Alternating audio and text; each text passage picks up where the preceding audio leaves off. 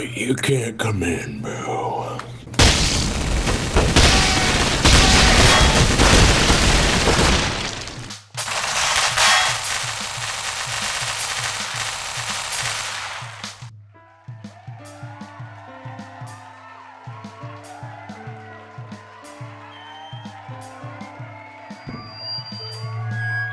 Tonight, I'm here to say goodbye to you all. What are you all so afraid of?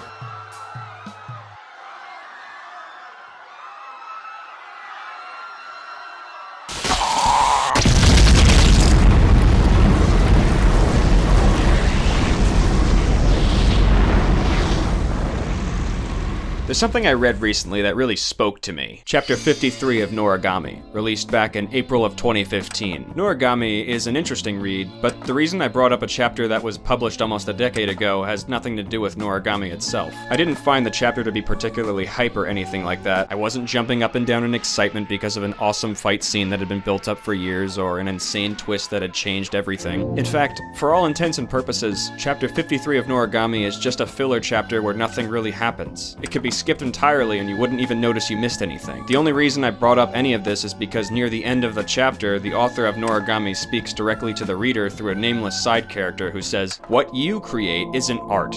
It's just a means of escape."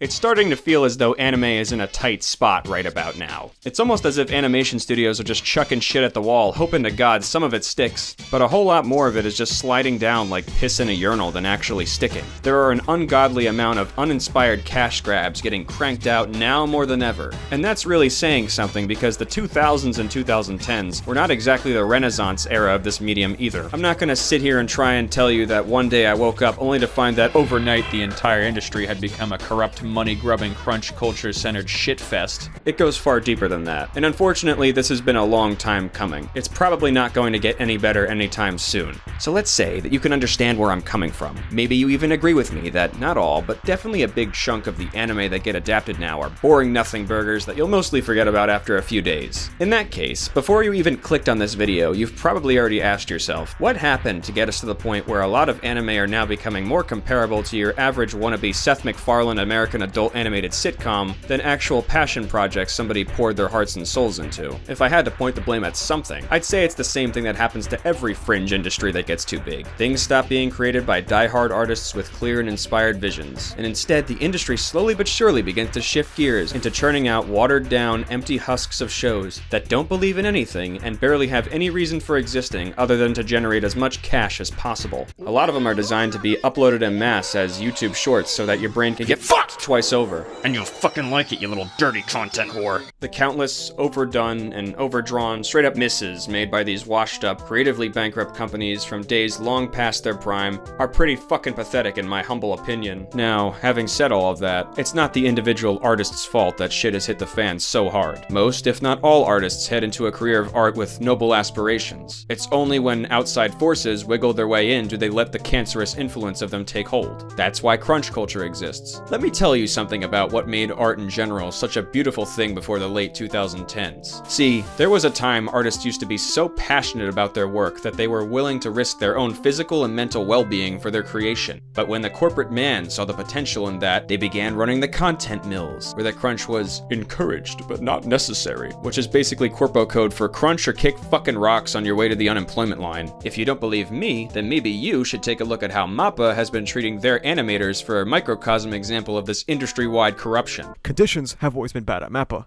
and they have always desperately attempted to get at a counter-narrative. This time, they didn't even bother getting ahead of the bad press, threatening directors and animators into signing non-disclosure agreements to prevent them from talking about JJK's production. This isn't just scummy. This is downright evil.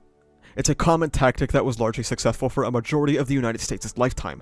If you can stigmatize the concept of talking about pay or working conditions, you can successfully control the narrative. You can successfully control your employees, and you can successfully control their income, getting away with paying dirt-tier wages. The NDA is a ploy for MAPPA to keep their power because when people start talking about their experiences at these companies, workers get stronger. It's not fucking good. And that's a pretty big issue when the entirety of your art's medium foundation is built upon layers of escapism. A lot of anime that are released in this day and age are soul-crushing, monotonous, straight-up garbage shows that exist solely for the purpose of generating revenue based on following the industry trend. Oh, everyone in Japan is a depressed fuck that hates their families, jobs, and lives in general? Let's capitalize on that by creating an entire genre that centers around dying and being reborn in a world that's anywhere but here. Most isekai anime that I've seen lack any real character depth or solid plotline. It's an amalgamation of soulless IPs that are so dumbed down and burnt out that they all just sort of blend together in this big disjointed mess inside of my head, and I'm a pretty attentive guy. I can hyper-focus on the most bland and boring plotlines just to try and make it interesting in my own head, just to see if there's anything at all even barely redeemable. So when I tell you that this list you see right here, I'm sure I've seen at least half of them over the years, I don't know shit from fuck about any of them. Can't tell you a single memorable line of dialogue anyone said in them, any songs that were in its pathetic excuse of a soundtrack that stuck out in my head. Hell, I can't even tell you the names of any of the god-awful characters. If you can't tell, I don't like isekai anime. They're just not for me. I like my shows to take risks, to have deep and introspective character arcs and themes that delve into gray areas and uncomfortable subject matters that really make you think. That being said, there's no reason to torture yourself watching something you don't like. There will always be people out there who love what you hate and hate what you love. That's just the nature of art in general. You can make criticisms of a show and other people can enjoy it at the same time. I know. Insane. Just like all media, you can probably figure out what your opinion of an anime is going to be before you even finish the first episode. If you're an asshole like me, you can judge most shows based on their cover art alone and say fuck the rest of that noise. I normally would not subject myself to watching a show I know I'm not gonna like going into it, but for you guys, and I really do it for you guys alone, I need to lay out a basic blueprint of what my interpretation of what separates bad from good. And to do that means putting one of these nasty little bastards underneath a microscope. So what better example than one of the biggest hits from my favorite genre?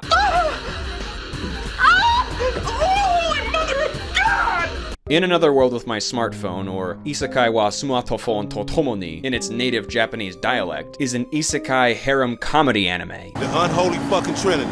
Ballers beware when these fools rolling together. In case you don't know what the show's about, it's a show about a man in another world with his smartphone. It plays into the classic isekai fantasy world trope of the main character having some kind of godlike ability and otherworldly knowledge from their past life that puts them a cut above the rest of the world they find themselves in. In Another World with My Smartphone's first season was released back in the year of our Lord, 2017. And it got greenlit for another one which came out last year in 2023. I don't think anyone really cares to hear any more about the background of this show, so why waste your time and mine? Let's dive right into it.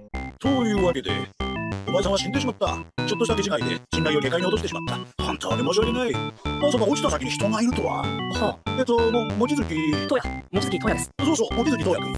しかし君は落ち着いてるの。死んだと言われたらもっとこう慌てたりするもんだと思っていたが。あまり現実感がないからですかね。どこか夢の中のような感じですし。怒ってしまったことを多く言っても仕方ないですよ。感傷の。さすがに15歳で死ぬとは思ってなかったよ。で、僕はどうなんでしょうか。すぐに帰らせ。本当ですか。ただの元いた世界に生き返らせる割にはいかんのじゃよ。そういうルールでな。別の世界で蘇ってもらいたい。Can you tell me what's wrong with this? I'll play the beginning of a couple of other first episodes from other anime so you can get a comparison. Maybe that will give you an idea. 1990X 年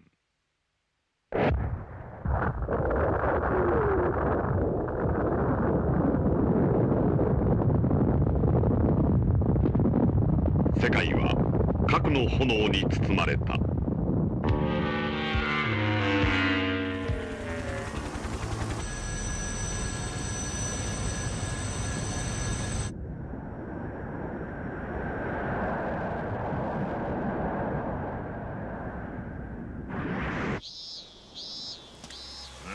What the hell you doing? Back it up! Looking to get shot? In the first 2 minutes of this show, we've already witnessed one of the cardinal sins of storytelling completely shattered. Show. Don't tell. This exchange between these two characters is so contrived and meaningless, it almost feels like you plugged a prompt into novel AI, and this is what it spat out. This whole scene could have been erased altogether, and instead everything being explained could have actually just been shown to the audience. A word of advice that you might want to keep in mind while watching stuff like this: you can usually gauge how soul-crushingly unmemorable an isekai is gonna be if the actual, for lack of better words, isekaiing of the main character is boring and contrived nonsense. In No Game No Life, the two main characters win a chess game against the god of another world and are pulled into a fucking computer screen, then they fall 40,000 feet from the fucking stratosphere and crash into another planet. In The Devil is a Part-Timer, the Demon King is fighting a losing battle against humanity, and in a last-ditch effort to escape death, he opens a portal that he didn't have enough time to calibrate, which accidentally lands him in modern Japan. In The Hero is Overpowered but Overly Cautious, a goddess with half a functioning brain cell tries to cut corners by summoning a hero that is 1 in 100 million to fight on her behalf. And then when he's summoned in, he's a total douchebag to her, but she can't figure out why. Until she realizes she overlooked a critical stat on his resume, and then this metal guitar riff starts picking up as it zooms in on the paper, and then it goes back to him, and oh my god! Right out the gate, this show is already so mind-numbingly bland and unimaginative, yet it hails from a genre centered around being reborn in a motherfucking fantasy world. The opening is an opening. Not much else to say. I'm sure the little Japanese girls that sang their hearts out here are living the dream. But I'm not, because as soon as we go back to the show, it's right back into the fucking exposition dump! You know, for a guy who's been silent since the dawn of creation, you'd think he just blew in from Yapper Town. I'm gonna keep yapping. Everything in art is a deliberate choice made by the author to tell you something, to give you a message about the world they're trying to craft. But when the author uses every opportunity to copy all the things that came before it with almost nothing that sets it aside from the hundreds of other shows within its own genre, then the only thing that tells me is that their intention was just to get through this shit as fast as possible. Why would they do this, you might ask? Probably because it would be hard to write something interesting, especially when their main goal isn't to interest you. Let's talk about what makes up good writing in fiction. In the 2010 video game Fallout New Vegas, there's this one mission that involves the floating brain of a 200-year-old evil mad scientist, a one Dr. Boros. He's a real prick the entire time you have to deal with him. He never shuts the fuck up about his bullies from high school, gloats about using prisoners of war as human test subjects, falsely accused his peers of being communists so they'd have their lives ruined, and worst of all, he made these horrible fucking monstrosities! Basically, he's a joke character that the writers stuck in the game for you to laugh at. But if you talk to him long enough, he'll tell you about his old pet dog, Gabe. Then you're given a quest to go find Gabe, which at this point, you should be mildly disturbed that you have to go find out what happened to the poor animal this sick fuck once owned. You can actually go back to Boros' old house and find Gabe's dog bowl. Later on in the game, you're exploring an old abandoned laboratory when Boros comes over the speakers and explains what he did to Gabe. The evil bastard drugged and experimented on him until he turned into this giant feral beast. Then he tossed him away and forgot he even existed until you reminded him that he did. After this, you can go back and return the dog bowl to Boros. Here's how that plays out.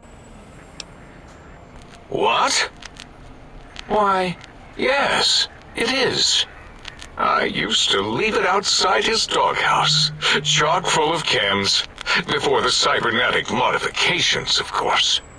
And no matter how canned the food, he would always eat it, and his tail would wag, even while you know, I'm having the most perplexing feeling squiggling through my biogel. I can't quite pin it down.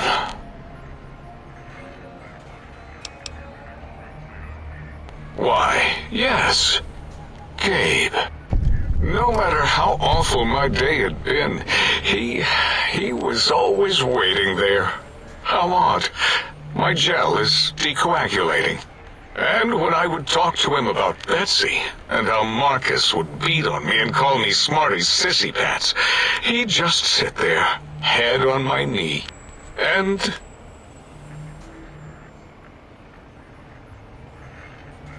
New Vegas pulls its punches for this scene. Your entire perception of Dr. Boros is shattered in this one interaction. He goes from this bloodthirsty and immoral, inhuman thing to a sad and frightened old man that just wishes he had spent more time with the only friend he had ever had. You can even hear the regret in his voice while he talks about what he did. Anyone who's ever lost a pet before can feel the hurt in Boros' voice. I know I sure did. This is amazing writing. Not just anyone can pick up a pen and paper and make me tear up over a sociopathic floating brain feeling remorse over his pet dog that he abused. That quest alone had more twists and turns in it than all 24 episodes of In Another World with My Smartphone. I'm not saying we should hold all writing and fiction to New Vegas' standard. That's not what the point of this little side rant was about. What I'm trying to get across is that it's not easy to make a good story with a satisfying hook and a thrilling conclusion. If it were, we'd have a lot more games like Fallout New Vegas. And with the amount of anime and media in general being pumped out each and every day, there is bound to be a lot of people who don't know how to write that end up thinking, well, I don't know, it can't be that hard. I'll just figure it out as I go along. What they fail to realize is that, within the confines of media, writing is a skill that is just as important as drawing, if not more. You can have a sprawling world with a vibrant art style and character designs that look unique and interesting, but without good dialogues, dramatic character arcs, and a banger plotline to keep everything chugging along smoothly, who the fuck actually gives a shit? And if you don't think your average isekai or slice of life anime could benefit from these things, then I got a bridge to sell you.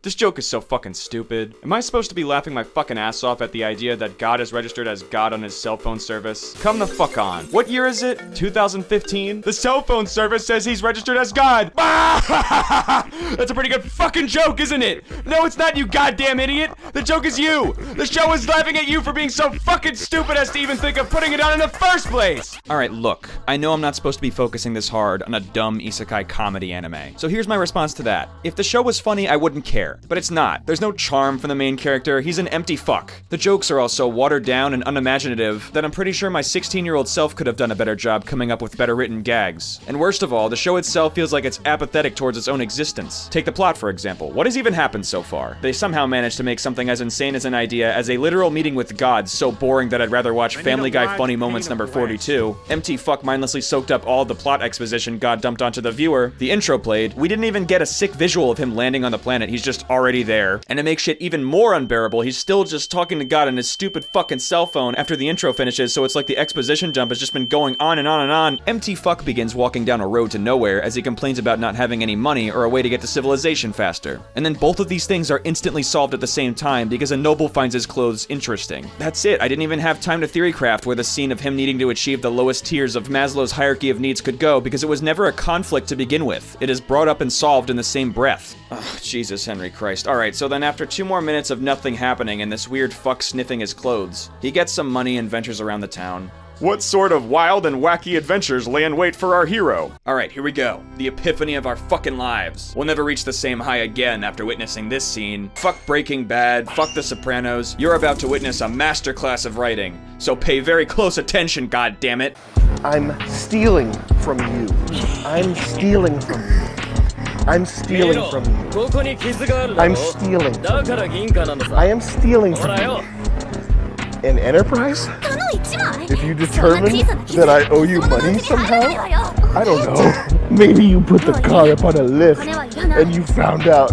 Maybe someone who works at Enterprise is watching this. This scene fucking sucks. Not only is it the most low-effort way imaginable to drum up sympathy for this guy, but this exact same setup is in so many other shows. This doesn't even feel like a real scene. It feels like a checked box that is parading around in the skin of a scene. The Yakuza-looking motherfuckers leave so much to be desired in their design, they might as well not even exist since we already know exactly what's gonna go down before the main character even walks into the scene. The blue-haired bitches are so similar in character design that it's difficult to tell them apart. It's like they divided one character into 2 for no other reason besides extra gamer bait. And yet, despite all I've said up until this point, I didn't think the show was truly unsalvageable until I saw how the main character dealt with the situation. If you think about this from a writer's perspective, there are so many cool and interesting things you could do with this scene. That's why this scene has been so overdone, because it's easy to make it interesting and fun. I could think of 100 different ways this could have played out. He could have charged him like a bat out of hell, and at the same time got to show off his cool new skills he got from God. He could have talked them down by intimidating or persuading them with his otherworldly knowledge. He could have whipped out his motherfucking smartphone and explained to them what a Fortnite battle pass is, and melted their minds like a little Victorian age boy getting isekai'd into the modern era. I'm also leaving out how other much better shows have already pulled off this cliche. A good example I could think of would be from JoJo Part 2, which had Joseph stop 2 racist pigs from harassing Smokey by shooting a Coke bottle cap at one of them and breaking his finger before he could shoot him with a gun. And I mean, look at how interesting the goons in this scene are in comparison to the goons in Another World with My Smartphone. It's night and day. I'm sure you're vibrating on the edge of your seat with anticipation, wondering how the rest of this scene plays out. Let's keep watching. もうこれはこっちのもんで。お取り込み中すいません。ち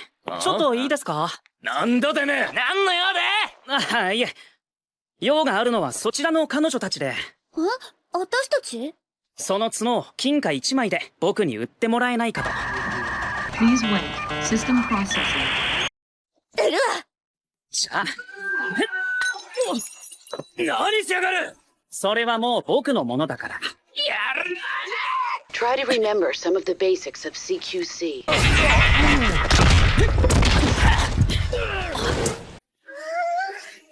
MT Fuck is a piss-poor excuse of a character. Everything, from his body language to this unearned damsel in distress cliche bullshit, is just so fucking annoying. Also, this isn't a fight scene, it's a series of contrivances that serve to push the plot forwards, so that we can get the main character a little bit closer to softcore porn centered around these two characters who exist solely to pander to the audience watching this slop. This is the type of shit that makes you want to stop watching anime. I honestly think the fishing channel would have been way more fun and entertaining than any of this shit. I'm sure if I made it all the way to episode 12, he would fight the Demon Lord or something, but honestly I just don't care. Some of the effects were kind of cool, and the actual premise wasn't totally doomed from the start, but it was all executed in such a mid manner that it makes Sword Art Online blush. Other than that, I really don't have much else to say that I haven't already. This show is shit, and you shouldn't waste the limited time you have watching it.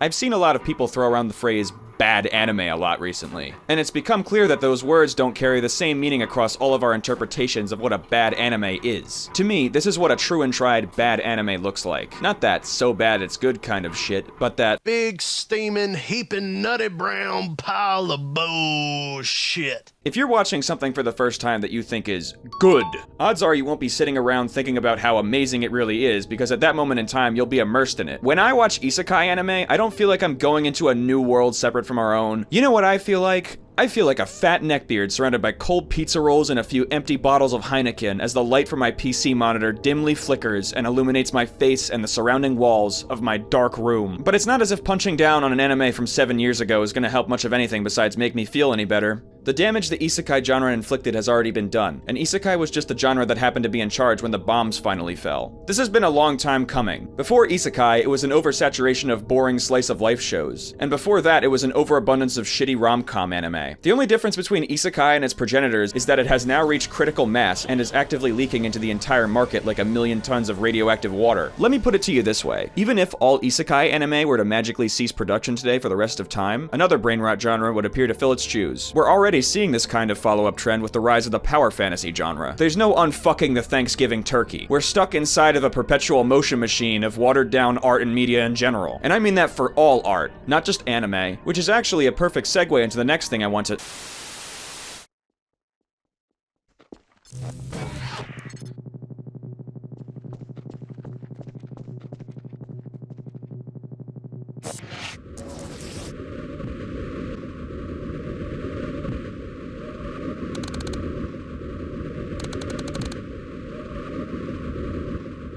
I did a bit of digging around to try and get a feel for what makes up a bad anime before I made the previous segment. I went as far as to search up bad anime into YouTube's search function, and lo and behold, a video made by Scamboli Reviews appeared with that exact title. Now, I've watched Scamboli's videos before. In fact, I've spent too much time watching a lot of different video essay YouTubers in order to really get into the mindset of what makes these guys tick. Scamboli is a pretty alright video essay YouTuber. His editing is above average. His humor is... What's that smell? Get it out. Get it out, please. What the fuck are you doing? What are you doing? I hate this video now. Why would you make that? He makes some good points every now and then. All in all, not as good as me, but hey, who really is? Scamboli isn't all that much different from the other large video essay YouTubers making content surrounding anime. One of the major differences being his content is much less of a slop farm than certain other big video essay YouTubers whose names shall remain anonymous. I'll watch one of his videos every now and then, and I might not always agree with his takes, but at the very least, I can say that he does make valid points. Sometimes. He definitely doesn't make me laugh, but at the same time he brings infinitely more to the table than channels like Turkey Tom or Pyro Live. He's not a content mill, and that's something that I can respect about him. His videos offer far more analysis than recap, even if I think the analysis is a lot of times very surface level or just plain wrong. I watched this video, and honestly, I didn't like it very much, and so I would like to offer my own analysis on what went wrong with Scamboli's bad anime video, and by extension, a criticism of video essay YouTubers as a whole. The music is mwah. The art is perfect for the source material, and it's an extremely polished gem with a lot of love put into it. On the flip side, there's Fairy Tail, an anime filled to the brim with insane magic powers, a huge roster of characters, and hype action sequences. Black Clover, a show with insane magic powers, a huge roster of characters, and hype action sequences, but if you look closely, you might notice there are a few, slight differences in quality compared to the first three I mentioned. Writers can decide to use an anime as a conduit for real art, or they can make a lot of fucking money. While I don't think anything he said was particularly wrong, I also don't think his analysis of what makes up a bad anime is all that groundbreaking either, especially coming from a big YouTuber with the word review in their channel name. As a matter of fact, I was wondering why this video even existed for the first few minutes I was watching it, because he talks a lot during this part, but I didn't feel like he was actually saying anything. We're 3 minutes and 20 seconds in, and he said, good anime is they make good art, bad anime is they make bad art. Here's a story about me when I was 12 years old. Like, what are we talking about here? I've got nothing. I get why he did this. It was all in order to present the viewer with what he thinks makes up a good show so that he can contrast it with what he thinks makes up a terrible one. But the issue is that those 3 minutes where he drones on about good being good and bad being bad don't really tell me what makes up a bad anime. If you want to make a video with a title as pretentious as bad anime, I expect a damn good definition of what a bad anime truly is. And spoiler alert, I didn't really get that from this video. I'm pretty sure I could have gotten a better answer from some random manchild on r/anime or 4chan's A-board. When he talks about why Bleach is some dang-ass dog shit. His reasoning is a bunch of very surface-level observations. Loads of filler, stereotypical shonen story beats, repetitive character arcs. Then he goes into the positives of what makes Bleach worth watching even though he thinks it's a bad anime. Amazing fights and cool character designs with some nostalgia sprinkled in for good measure. That's about as in-depth as his breakdown of Bleach gets though. And as someone who's never seen Bleach before, I didn't feel all that moved one way or another by his talking points. So, how do we identify a bad anime? Start with the main character. Often in extremely bad anime, the main character will have a set of invisible rules and will never act outside of those parameters. In Isekai Cheat Magician, his rules are to save and respect women, follow the law, and always have this super dramatic idea of justice. You can predict how every encounter will end. Let's pick any of the anime I mentioned earlier and try to summarize the main character. Dandy is a dandy guy in space, and I really can't place any rules on him. And because of that, the dialogue feels genuine, and he actually has a personality able to make decisions not based on some predetermined rule set, but as an actual human would. He recaps this one character who's very generic and tropey, and he recaps this character who's not at all. All that tells me is to go watch the show and don't watch the other one. It tells me why, I guess, like one's more complex. And I guess he's going into that, but I don't know. It just, from the jump, his video is a minute long, but it's stretched to 15. That's what we've been saying. Like, it's not bad, like what he's saying, it's just, why are you talking so much? Scamboli's entire argument can be summarized in a few short paragraphs. That being, it's alright to like bad anime. But within this video, he's sandwiched his argument in between layers of toilet humor and TikTok brain rot to distract you from the fact that this video is way longer than it needs to be. Here's a great example. Around the 5-minute mark, Scamboli speaks aloud his final closing arguments, but it just keeps going. For example, you may say something like, you know, I love Grandpa, but his damn dementia is making me angry. Or, while I realize the Xbox has no worthwhile exclusives compared to the Switch or PS4, nor a difference in performance, I like it anyway. It's nostalgic and I like the controller better. Because we— I don't know, like his That's jokes— like the end of that's the end of the video though. He has no other points. He explained it perfectly. Why the fuck is there fucking 10 more minutes? After he delivers the main idea of the video, he follows that up by wasting the next few minutes laying out the most basic blanket statements that anyone with a functioning brain could formulate in a vacuum. And then he phrases it as if he thought them all up by himself. We're talking don't run red lights levels of benign takes. The final trope, protecting women. Yet another trope I'm guilty of indulging in, because when you're like 12 to 13, you again imprint yourself on the main character and begin thinking, yeah, if I had powers, I would save that girl super hard, because then she'll want to, you know. Now, obviously there's more ways to tell an anime is bad, but these are just a couple of common denominators that I've been thinking about for the past few years. And also, if some dumbass on YouTube No, it's a knows common nothing denominator about— that everyone else— Wait, he's talking about us. It's the common denominator that has been spoon-fed to every single person who's watched anime. Like how we were saying before, everything he's saying is blanket statements that most people can use their brain, know, and agree with. And he's saying, like, these are 3 popular examples I've been formulating in my cauldron of intellectualism. I'm totally willing to grant that he didn't mean it like that, or that I just misinterpreted what he was saying. Either way, it's kind of besides the point, because the second part of this video is where all of my real gripes with this shit are. All my criticisms of this have been toothless, cutesy little nitpicks in comparison so far. Because the last 6 minutes of this shit, it's just plain bad. I don't like it. What type of people like bad anime? You can catch these people in any anime-related comment section. These buffoons can be identified by broken English, intense confusion, death threats, and taking genuine personal offense to someone else's opinion. These are called babies. Step 1. Paint your enemies as foolish. There is lots of schmucks that like drop paragraphs of schlop like that for defending really shitty shows, but he's positing himself as above the discourse. For example, I want you to pretend you're walking down a crowded park next to tons of performers. Some people are singing, some people are doing comedy, and some people are even just talking about things they like and dislike. Now you happen to overhear one of these discussions and hear an opinion you don't quite agree with. Do you A, mind your business, B, engage in the discussion, or C, interject and speak your mind completely unwarranted? Oh, and there's option D. You fucking bastard, you fucking shit. Now, it's fine to bring up the people who propagate toxic behaviors as part of the reason why bad art and media is a thing, but he's not talking about these people in reference to bad anime. He let a bunch of YouTube comments get under his skin so much so that he dedicated an entire segment of his bad anime YouTube video to them specifically. And then he poses as if all these people are the sole proprietors of all bad anime. And maybe they are. Maybe these babies are the real source of evil. But even if they are, you failed to convince me of that, just like with Bleach. You didn't do a deep dive into the psyche of any of these people or anything like that. All you did was plop these comments down in your editing software timeline and expected your audience to automatically hate them because you said so. By injecting a bunch of mean YouTube comments into your own video, calling them all babies, and then creating a tier list that generalizes all YouTube comments, you've essentially fallen to the same level as the option D people that you've been ranting and raving about. That's called grown man shit. You'll get it when you're older. It's a shame because his main thesis of it being okay to like bad anime is good, but I felt that message was ultimately drowned out by his anger towards his own audience. I found myself wondering why he thought it would be a good idea to include this segment at all.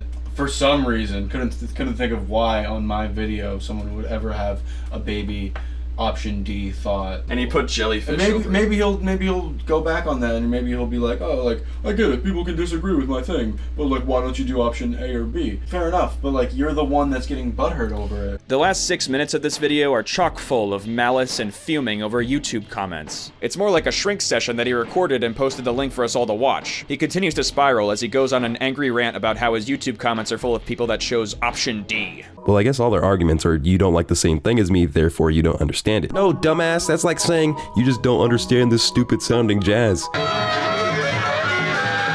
With like the amount of vitriol, the amount of venom this part of the video has, I'm not gonna lie, part of me thinks he wrote the 9 minutes before this of nothing just to get to this point. He wrote 10 minutes of a video to seem like he was talking about something smarter and above it all. He makes this claim that people who watch bad anime are oftentimes mindless drones who cannot think for themselves, and if they like some of it, then they must defend all of it tooth and nail. That's actually all true, but I find it rich that he says this as he tells his audience exactly what to think. At this point, I'm starting to notice how this is all straying further and further away from the main topic of his video, and he's now just using these last few minutes to lash out at his audience. What about the anime snobs? You can find these people on Reddit and a lot of weird anime, you know what I'm talking about. There's two main types, ones that will insult and berate you for enjoying an anime they deem as bad, and ones that insult and berate you for not liking their boring, convoluted mess of an anime. Just last thing, I just realized he could have made this a good video very easily. Make it 5 to like 8 minutes, because this is like genuinely could be a good video, what he's talking about now. Call it bad anime fans. Bad anime fans, just one fucking word and your video gets 10 times better because you didn't lie to me for 10 minutes just so you can complain about your stupid fucking comment section. I don't think this video as a whole is entirely bad. There's lots of things he's saying throughout it that I do agree with. It's just that a lot of the agreements I share with him are the most basic boilerplate talking points he and I and everyone else have already heard and thought about hundreds of times. Then after he finishes saying something I agree with, he goes right back to justifying and getting salty at idiots screaming about his take over the internet, who he shouldn't be listening to by his own principles he laid out a few minutes ago in this very same fucking video. He's talking about like these people who like, oh, I slightly disagree with them so they're mad at me. If anyone slightly disagrees with you, you make a 15 fucking minute video where you freak out. This all leads into the penultimate segment of Scamboli's bad anime video, the comment section of his Neon Genesis Evangelion review he made. I clearly understood Ava, but myself and a lot of people didn't like it, and I wanted to explain my reasoning, and, you know, make a couple memes along the way. Here's one of my favorite comments. 12 IQ dopamine burnout tries to comprehend Ava and fails. And he's also saying right here, most of the comments were very positive or interesting, then talk about those and how those could move shit forward.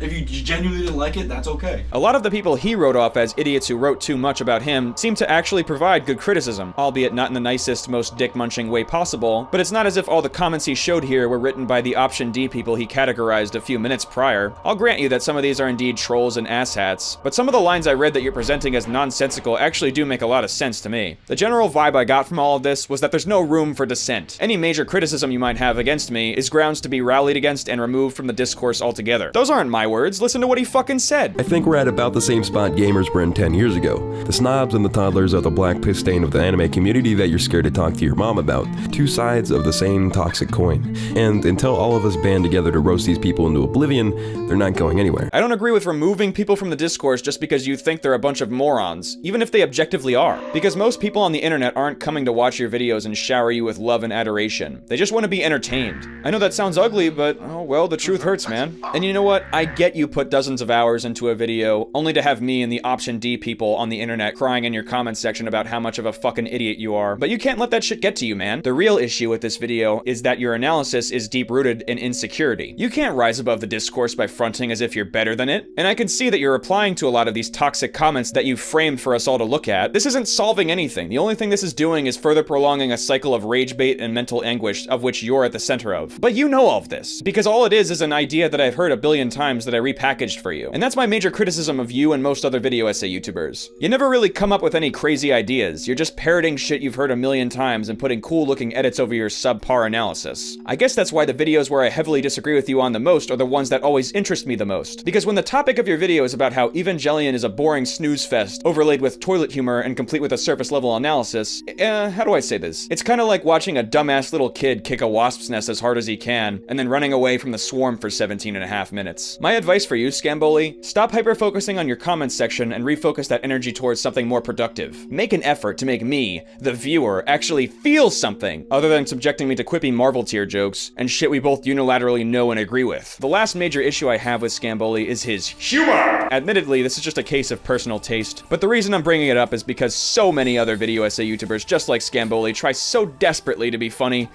but they just aren't.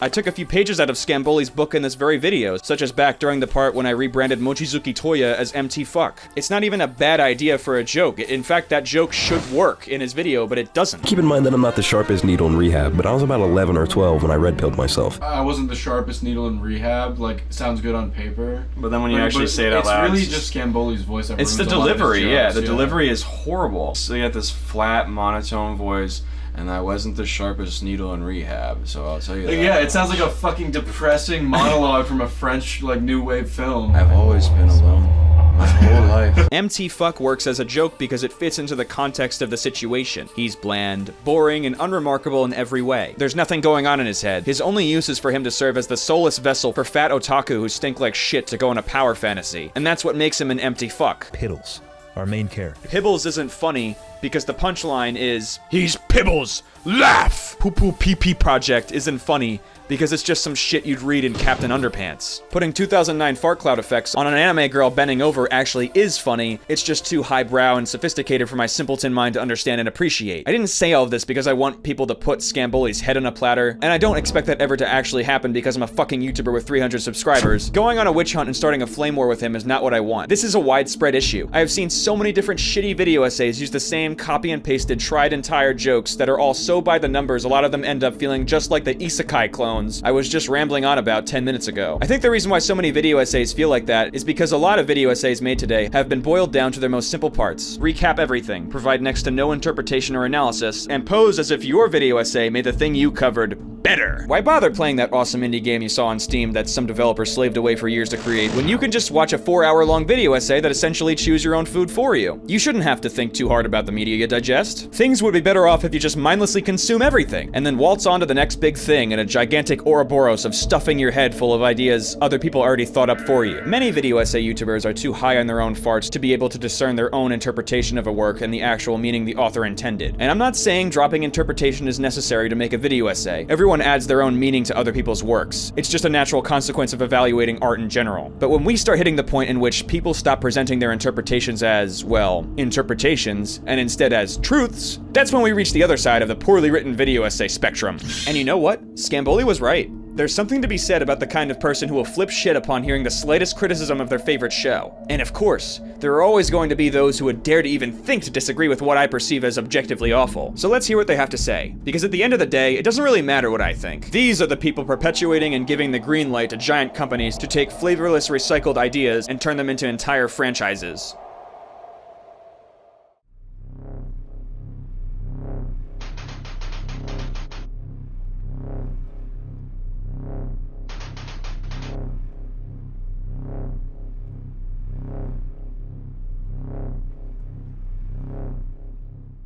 I first encountered Bon in the comments of GoGo Anime's stream of Isekai wa Sumatofon to Tomo ni. I of course didn't watch it there. I was just browsing the comments to see what people's opinions about it were. Bon's initial thoughts on episode 1 of Isekai wa Sumaho to Tomo ni were as follows. I've been rewatching it for 3 years at best.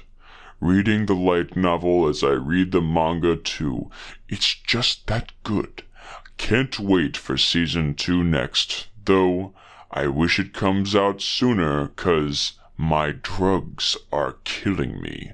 Meaning, anime is my drug. This is my fave anime I've ever seen. It's just relaxing to watch, I guess. It's a good anime to start for beginners. It's not too deep or too serious like Naruto, AOT, or DBZ. This is just amazing. It inspired me to start my own anime. Well, anime adaptation is too far away. Writing light novel and drawing a bit on the way. I hope we get to see season 2. There's nothing wrong with Bon. He's not hurting anyone or being a toxic asshole, he's just doing his own thing in a perfectly self-contained way. Sure, he may be making a mockery of himself, but he's allowed to do that. His comment frequency is lower than once per month. He's not getting into any arguments with other people. His only real sin is that he's gushing over the stuff he loves. Sure, he may be a degenerate, but can we really look at someone like Bon and condemn him to an eternity of torment? After all, he's just doing the same thing we're all doing. Petty escapism. Bon is the apex isekai consumer, but it seems as though even he is getting burnt out on isekai, as his comment on Meito Isekai no Yu Kaitakuri clearly illustrates. Another isekai. It just shows that beneath the veneer of Reddit lingo and broken Japanese, deep down even he isn't happy with the state of his own favorite art.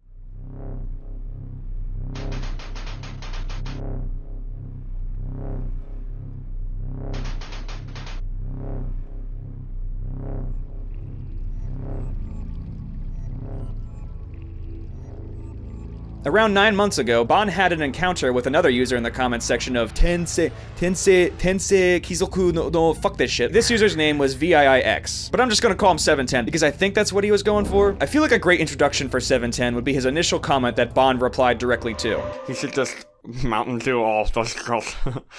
Combines, concubines, colon 3. I'm like 99% sure no one would be against this. 710 is pathetic. I have sympathy for Bon, but someone like 710 really is a testament to our own folly. He doesn't just act like an idiot, he also believes he's better than those within his own small gated community. You can feel it in his replies, of which he types out multiple times per day. I'd like to present to you one of his little shit fits he threw in a comment section for somebody calling him out on saying some of the most out-of-pocket shit you could think of.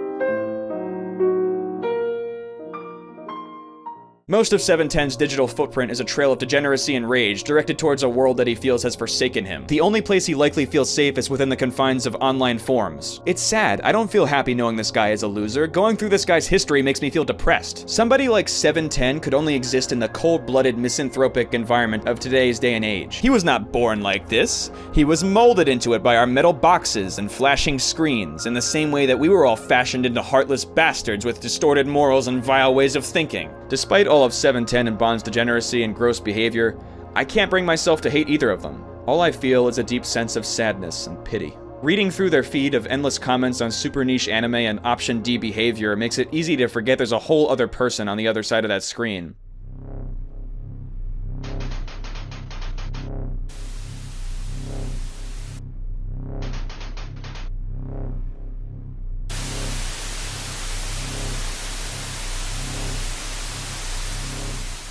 I already feel like shit due to videos like this and comments like this showing me the harsh truth. I don't need even more depressants. No. I'm fine with my escapism. It will probably cause a lot of problems for me in the future. It definitely will. But for now, I just need to be in a better mood before I go to sleep so that I don't have nightmares.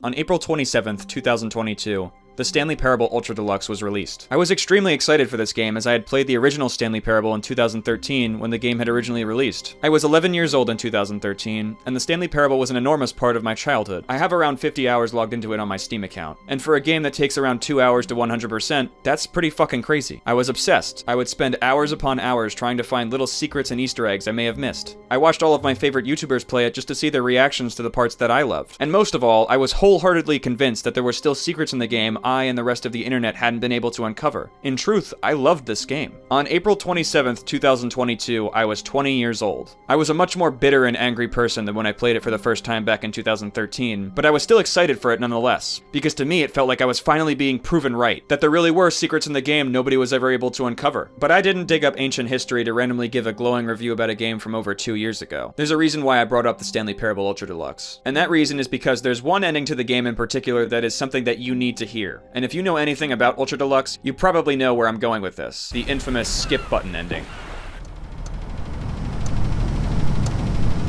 The narrator and Stanley are the two titular characters that inhabit the world of Stanley's Parable. The narrator is voiced by Kevin Brighting, and is pretty much the only voice you'll be hearing in the entire game. He is a disembodied voice within Stanley's head. Stanley is you, the player. You don't get to talk, but you can choose to obey or disobey the narrator's orders, which can alter the storyline entirely. One cannot talk, and the other can do nothing but talk. The skip button route begins to pick up as the narrator rags on the game for being a meaningless cash grab that has no reason to exist. Okay, you remember how cheap and unsatisfying the new Ultra Deluxe content turned out to be? Well, it got me thinking about the past, and how much better the Stanley Parable used to be. So I made something special and tucked it away here where the game's developers won't find it. Just our little secret. Take a look. I call it the Memory Zone. It's where I've been storing all my favorite memories so I can relive the peak experiences of my life whenever I want. Experiences like the launch of the Stanley Parable on PC. You see, Stanley, doesn't the Memory Zone remind you of how wonderful Stanley Parable was before it was sullied with a cheap re-release? Remember back in October of 2013, when the game originally launched? This whole part hits so close to home for me. As someone who's chained down by nostalgia, I find myself looking through an endless catalog of old memories and dead relationships all the damn time. I don't just feel called out here, I feel like my entire way of life is being called into question and challenged. Even with this game, I was admittedly only going into it to indulge myself in old memories and relive a bygone era. The Memory Zone is a shrine to nostalgic depression. The year 2013 is inscribed into almost every corner of the place. Screenshots of the original game are framed and plastered all over the walls that only someone who played the game that long ago would get. There are even satirical messages scattered all over that are making fun of you for romanticizing the game, because the devs knew that you would feel nostalgic playing this game 10 years after its initial release. The narrator even commands you to remember the original feelings you had when you played the game for the first time. The scenery shifts into a literal shrine now, with a big Destructoid.com review framed in a manner as to make it look enormous in comparison to everything else in the room. And over here is where I keep reviews of the Stanley Parable. Like this stunning triumph of games journalism, 10 out of 10 from Destructoid.com. James Stephanie Sterling writes, and I quote, "Where so many games that aspire to be more than games end up less than any form of art, Stanley Parable strives and then succeeds to be every game ever created." Did you hear that, Stanley? Every game ever created. That's how grand and all-encompassing the original Stanley Parable was. It was literally every game ever created. It was Skyrim, it was Persona 3, it was all of them, and now it's nothing. It's no games at all. It isn't even the Stanley Parable anymore. It's just a husk now. A lifeless husk with an hour of new elevator content. The Stanley Parable is a game that didn't need new content. It didn't need a big update or a dev team working on it for years to come. It was fine as it was. The only factor that made Ultra Deluxe come into being is our newfound hyperfixation of reanimating the corpses of dead IPs to milk every last iota of creativity from them until all art ends up as a mere hollow husk of its once former glory. But Ultra Deluxe didn't come back into being just to be a pitiful excuse of a cheap re-release. The real reason this exists is because the people who made it had a little more something to say to you, the consumer. That's right, consumer. Because you're not a gamer like you were in 2013, you've been reduced to little more than a mere consumer. After indulging in a bit more nostalgia, Stanley walks into the basement of the memory zone, which leads him outside into a collection of Steam reviews which are all packed inside of a bunch of shipping containers. The narrator remarks that he hasn't read these in years, and quickly has his rose-tinted glasses of the past shatter before him. Honestly, I could not be bothered to play this game to full completion. The narrator is obnoxious and unfunny, with his humor and dialogue proving to be more irritating than entertaining. Funny? I'm not trying to be funny.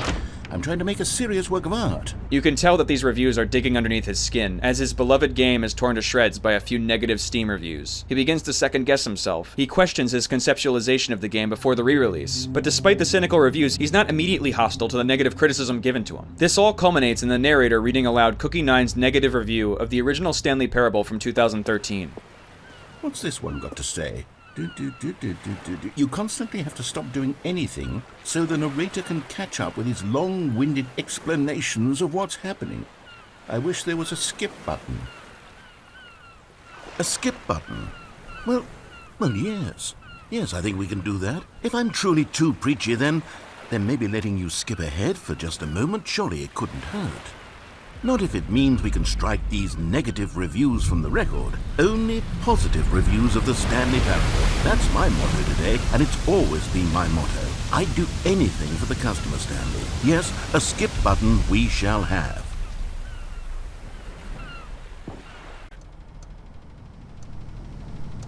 This is the Skip Button Room, a room dedicated to showing off the new feature exclusive to the Stanley Parable Ultra Deluxe. Unfortunately, this part has so much dialogue in it that it takes up a good part of half an hour to get through, and so I will be skipping quite a bit of it. I highly recommend playing this on your own, or at the very least watching a YouTube playthrough without any commentary to get the full experience, but for right now we'll press the skip button a few times.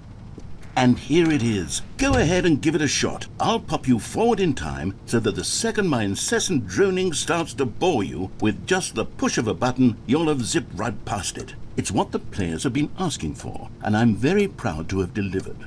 No more listening to me rambling on and on and on. No. The Stanley Parable is a game. Oh, you're back, you see. You were only frozen in time for a few minutes, but it was plenty of time for me to deliver a long, rambling monologue full of unnecessary verbal flourishes and lengthy ruminations on the... Well there, sport. You really did catch me rambling on a bit, didn't you? But that's the power of the button. The minute I start to go off on a thoughtless display of self-absorption, it's right at your fingertips to go poof, and it's all over. Oh, I can't wait to see what Cookie9 will say about this, and whether they'll edit the rating of their Steam review, or at least change some of the wording, perhaps. To be honest, I don't even know if one can change their review. Okay, welcome back, Stanley. Now, I should say that the amount of time the button has been skipping through is becoming longer and longer. That last one was, well, I want to say maybe 30, 45 minutes? It's not unendurable by any means, but it's, well, there's really only so much I can ramble on to myself about. I know, it's shocking, isn't it? But at any rate, I do suggest that we not press the button again. I think the skip button has been aptly demonstrated, and we can say goodbye to it and just... Wait, how do we get out of here? Where did the door go? Wasn't there a door that led into this room? I do feel quite certain that there was one here before. How... Stanley! Stanley, please don't push the button again. It's been 12 hours. You've just been frozen there. I don't know why the skips are getting longer, but they're really, truly getting longer, and my God, there's no way out of the room. Stanley, the door is gone. It's completely gone. I've looked at it from every angle. I've checked every one of those walls 1,000 times, and there's no door, Stanley. There's no door. There's just you and the button, and if you keep pressing it, I have no idea. Oh, Stanley, you're back. You're back. Oh, my goodness. I have someone to talk to again. Stanley, I think it's been a week. Or 2 weeks. I've been sitting here all that time, just sitting here, not a single person to speak with. And you'd think that that's just how it... Oh, hello, it's you. You're here again. Welcome.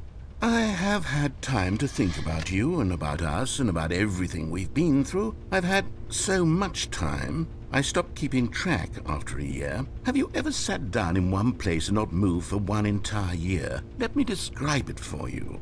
To begin with, there is only regret.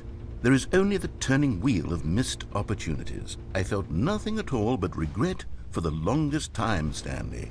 Days, months. I lost it all.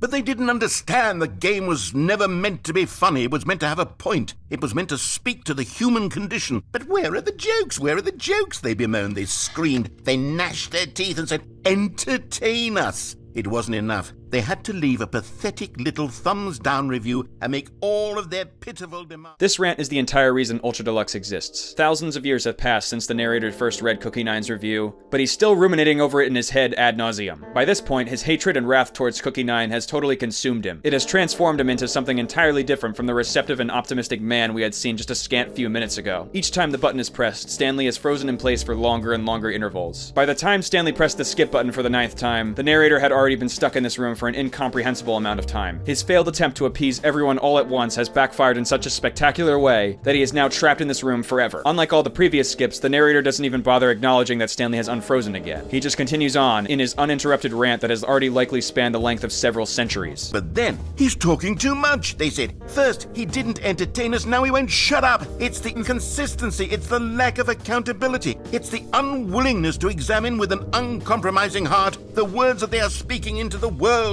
As though there were no consequences for a lack of cohesion in one's assessment of others. But of course, absolutely anyone can leave a review. So here's what we get. We get these demands that seek everything and are accountable to nothing. We get a world where someone will say, oh, there should be a skip button. You should be able to freeze Stanley in place while the narrator sits there forever and ever. We want all of this in the new Stanley Parable. We demand it. And then, because it was said, because it was spoken, now it simply has to happen.